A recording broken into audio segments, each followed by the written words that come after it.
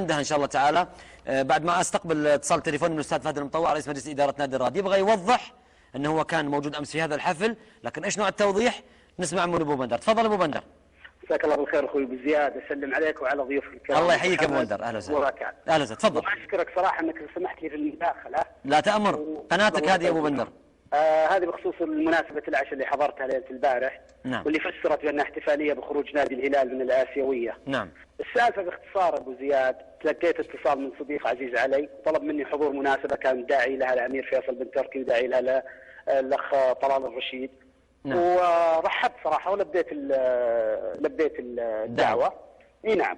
وبكل صراحة يشهد الله بأني من وصولي للمناسبة الساعة 9 لين الساعة 12 عندما طلعت شاهدت أي شيء يدل على أن هذه المناسبة لخروج الهلال.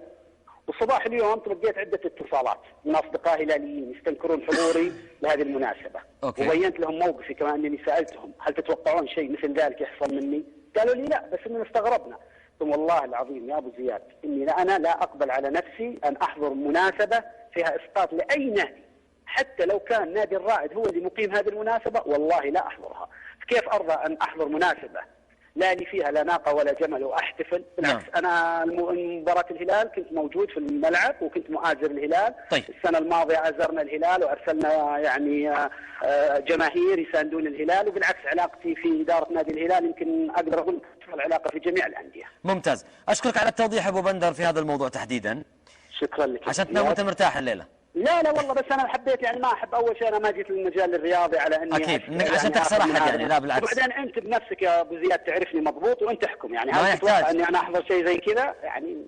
ما اعتقد يعني. ماني بمادحك يا ابو بندر، ماني بمادحك. شكرا يا حبيبي، شكرا لك استاذ فهد المطوع رئيس مجلس اداره نادي الرائد. الاستاذ طلال الرشيد.